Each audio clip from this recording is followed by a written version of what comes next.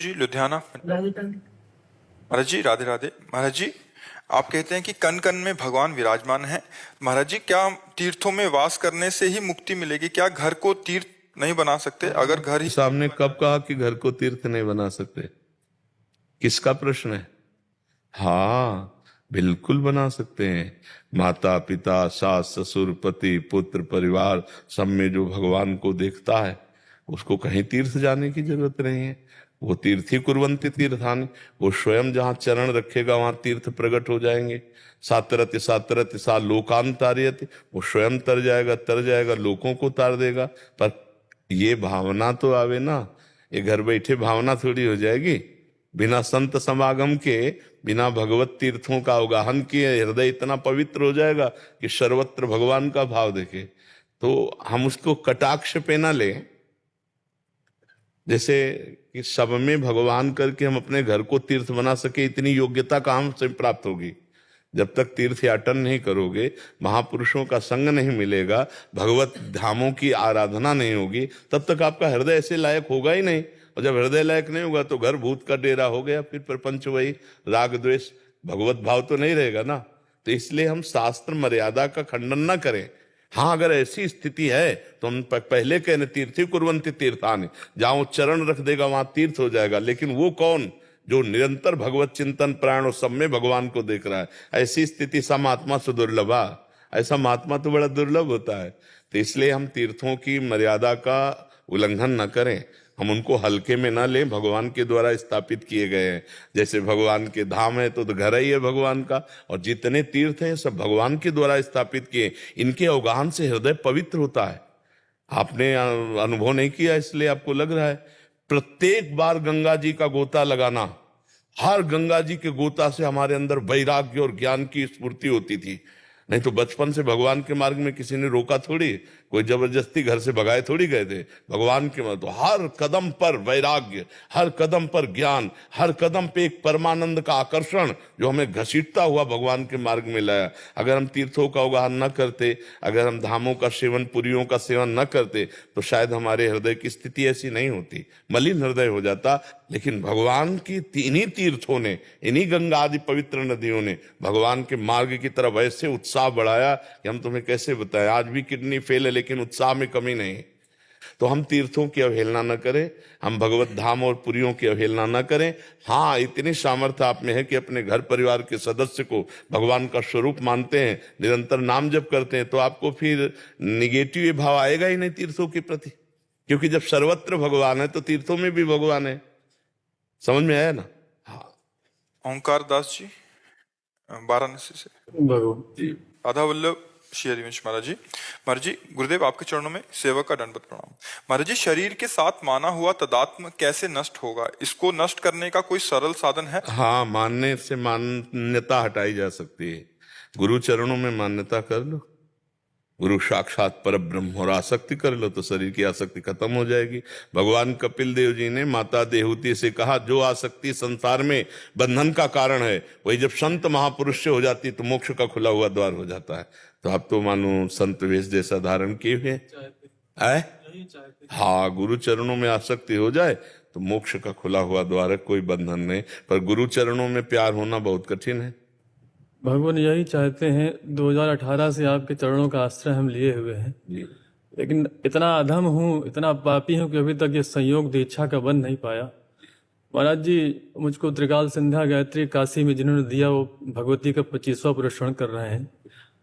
भगवान, मैं आपसे संन्यास दीक्षा चाहता हूँ, मेरे ऊपर कृपा करें। हाँ हाँ, उसके लिए हमने कुछ सूत्र बताए हैं अपने निज जनों को, उन सूत्रों में पास हो जाइए। आप सन्यास ले लीजिए, आप तो सन्यासी है ही, आप सन्यास लेकर भजन कीजिए। जो सूत्र है वो आपको से वार्ता करेंगे, उनमें अगर आप पास हो जाएं तो बस पास हो गए।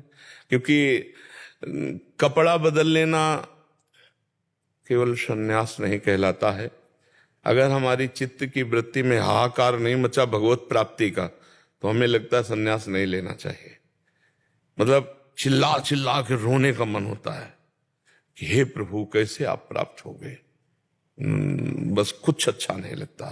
अगर कोई कह दे कि आप प्राण दे दो प्रभु मिल जाएंगे, तो प्राण एक क्षण में दे दे, ऐसी आस्की होती है भगवान की तरफ की।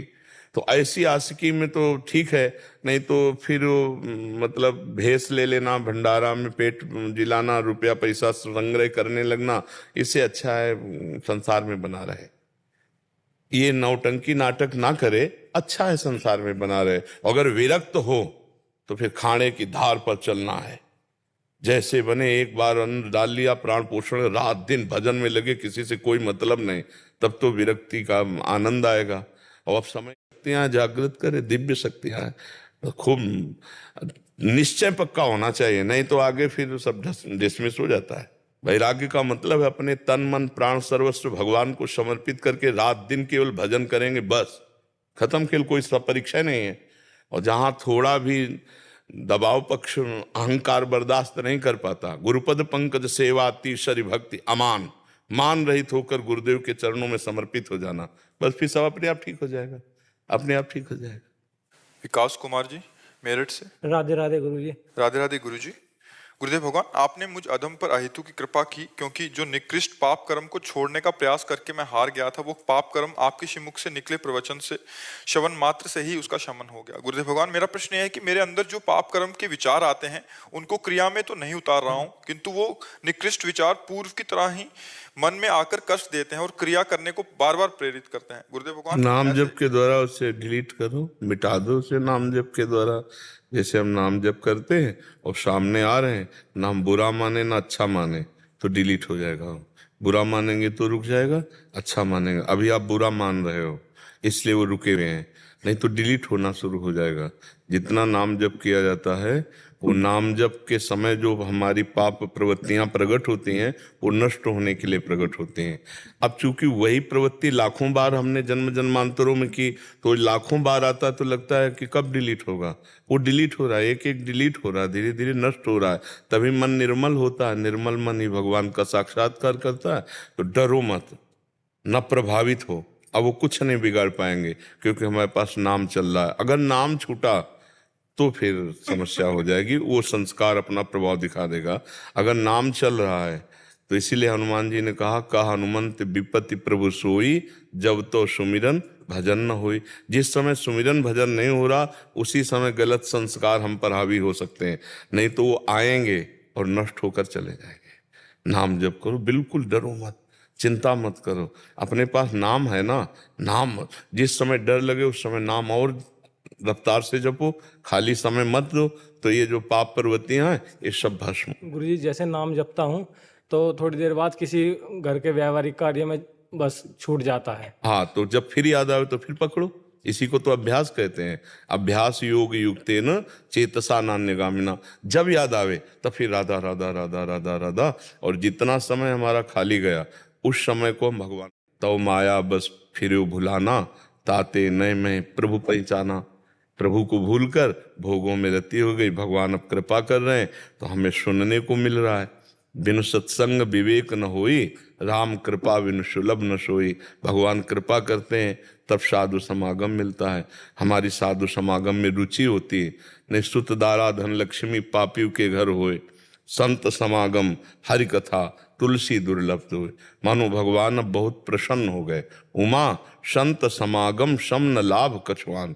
यदि संतों का संग मिल गया तो अब हमको परेशानी नहीं, अब हमारा जीवन का उत्तम भाव आएगा, अधम भाव नीच भावों का नाश हो जाएगा।